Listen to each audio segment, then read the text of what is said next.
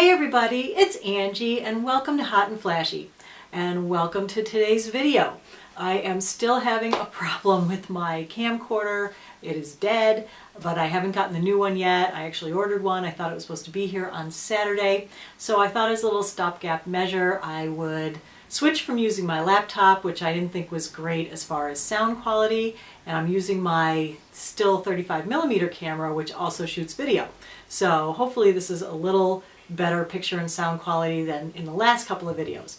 But for today's video, I just wanted to do a quick anti-aging Q&A to talk about the 3 or 4 most commonly asked questions that I get below my videos. Now the number one question that seems to be repeated over and over again is about dermarollers and what do they call it? Micro needling.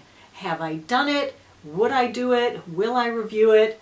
Thanks for asking, everybody. The answer for now is no. I will not be using a dermaroller or at-home micro needling device. The reason is that I am kind of a germaphobe and those things scare me. It seems like that thing would be hard to sterilize at home, and without being able to truly sterilize it at home, it just seems like a way to introduce bacteria into the holes that it makes in your skin and thus cause an infection.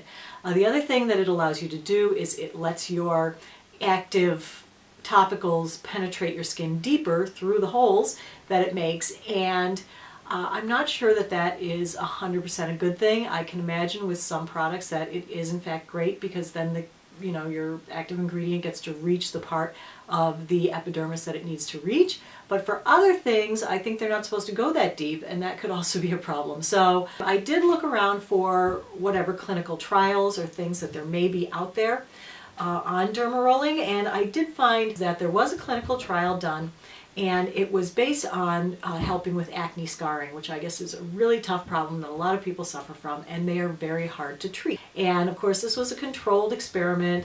The dermarolling was not done at home, it was done in a doctor's office, and they had a number of subjects with different ranges of acne scarring, 4 being the worst, 1 being the best. And of course they had different levels of success with it. And of course it was that the people with the least bad scarring, it worked the best on, and the people with the worst scarring, it was kind of a mixed bag. And what I like about clinical trials is they don't just ask people what they see, they take before and after pictures, they actually do little skin measurements, and they did find that in fact this does help to increase collagen levels in the skin, so I can see where the crossover happened. I did look for specific studies for dermarolling on aging skin, and nothing came up. But that doesn't mean it doesn't exist. It could exist. I just didn't find it. I didn't feel like the clinical study was conclusive enough for me to use it for my wrinkles. Although if it does turn out that it does work great, I would be maybe happy to use one, maybe at a doctor's office. I don't think I'm going to be rolling my skin so hard that I'm going to make it bleed. That doesn't seem like a good thing for me to do at home. And like I say, germaphobe, so not going there. So some of the other questions that I get are about other gadgets and anti-aging skin gadgets, like NuFace Trinity or the Tria laser. I haven't tried either of those. I know someone wrote in and was like, you love the NuFace, can you show us some before and after pictures? It wasn't me, you were watching somebody else. Maybe Tammy over at Uppy's Beads, because I know she got one, although I don't think she's posted a long-term use results video yet, because she was taking a break and I don't know if she's back yet. And then on the Tria laser, which I'm really interested in, I don't have that either, so I haven't tried it. I wouldn't mind trying both of those devices. They seem okay. They're expensive, and like I say, I always like to save my money for the big guns. Like I'm thinking of getting a CO2 or Frexel laser treatment this year, which is going to cost a lot. So if I spend $1,000 on other gadgets, or $800 on other gadgets, that's money that could go to something that I really do know works and works well. So the next question that I get asked a lot is about an eyelid lift. Have I had an eyelid lift? Which most of you guys know the answer is no, I haven't had an eyelid lift. The main reason that I haven't done it yet is because I want to get other smaller things done first. I have always said that I would get an eyelid lift when the time came. I don't feel like the time is here yet. I always thought the time would be when I turned 50. Well, that was 2 years ago, and I still don't feel like I am quite ready for it, because I've been able to improve my eyelids a little bit.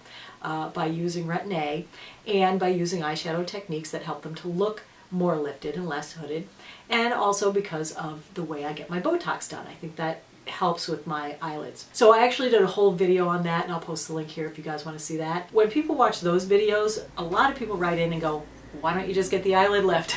And the reason I don't just get one now is because, as I said, I want to try other things first. So I've seen recently on YouTube where there was some UL therapy that people used. It can lift your forehead, or I saw someone who did it directly on the eyelids and lifted the eyelids quite nicely.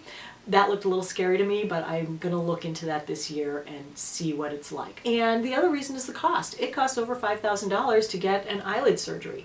Aside from the cost is the downtime and the pain and the bruising and, you know, the general recovery. I know some people have written in and said, just get it done. It's a piece of cake. You will love it. It'll be the best thing you've ever done.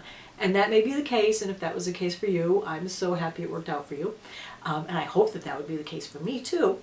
But I know from my mom's experience, she had her lower eyelids removed a couple of years ago, and it was not a piece of cake. It was not a major surgery, but it was a surgery. She did have a lot of bruising, quite a bit of swelling, some pain. She had to have ice packs. Then she felt like there was a boulder in her eye for months. So it's not the kind of thing that I would step into lightly. I would have to, do a lot of research, find the surgeon. Plus, I would have to prepare you guys because, of course, since I show you everything I do, I would have you with me, maybe not in the surgery, but recovery and on out to show you how it went. So when I do have it done, you'll know. That's the deal with the eyelid lift. The other question that I get a lot is about using separate creams and separate serums for certain parts of the face, like the under eyes and the neck. So I know that a lot of the doctor's products and a lot of the products out there, drugstore, high-end, it doesn't matter, they all are marketing creams specifically for the under eye area, specifically for the turkey neck, and I don't tend to use separate creams for those areas. On occasion I have, either to test something out or, if something wasn't working there and I had to use something else, then I will. But in general, what I believe about anti-aging skincare is that there are only certain actives that have been proven to work, and so those are the ones that I want to use on every inch of my skin. If I could bathe in it, I would, but sadly these things tend to cost a little bit of money. I have been able to find lower cost alternatives. So the areas to concentrate on are the face, the neck, the chest, and the backs of the hands. Those are the parts that get the most sun exposure and show the most photo aging. So those are the parts that you really need to be putting all the anti-aging actives on. And the ones that I have looked into that I think have the most research behind them and have been proven to be the most effective are retinoids like retinol, Retin-A, tretinoin, vitamin A. That's all kind of the same thing under the same umbrella. Then there's vitamin C. There is niacinamide, which is showing really good promise. There are peptides and antioxidants. And those are the things that I believe work and that I use on my skin. I want to get the highest effective level that my skin can take of each of those ingredients, use it daily, and use it daily on everything. But glycolic acid is another one, alpha hydroxy acid. That one, the acids and some of the peeling things can be a little harsh. So the reason to use a separate cream or serum is if it's too harsh for that part of the skin, okay? So when I first started with my Retin-A, like I said, I didn't put it below my eyes. I don't put it on my eyelids still. I didn't put it near my nose or by the edges of my mouth. Well, now that I've been using it for almost 2 years, I can put it underneath my eyes and it doesn't cause any irritation. But I can't put it on my neck. My neck got really irritated when I was using Retin-A and vitamin C together, and it just couldn't take it. It got red and blotchy and dry looking and just looked awful. So I had to dial it back on those things and use something else. So I still use my vitamin C on my neck, and now I'm using rosehip oil on my neck, so that I'm getting the vitamin A just in a smaller quantity that my skin can handle. For me, it's more about the active ingredients and making sure that I have a nice balance of the active ingredients than buying into the marketing that it's for a different part of my body. Basically, skin is skin. It needs the same things no matter what part of your body it's on. It's just that it can be thinner or more sensitive to some of the active ingredients, and so that's the reason I think to use a separate product there. Otherwise, go ahead and load it up with all the same active ingredients that you're using for the rest of your face. Okay, so that is the answer to the 4 most common asked questions on my YouTube videos. I hope you enjoyed it. I hope you found it informative. I'll be posting this, let's see, tomorrow, which is the eve of New Year's Eve. So I hope you all have a terrific, happy, safe, healthy New Year. And I will see you in 2015. Be safe out there, everybody, and take care. Bye-bye.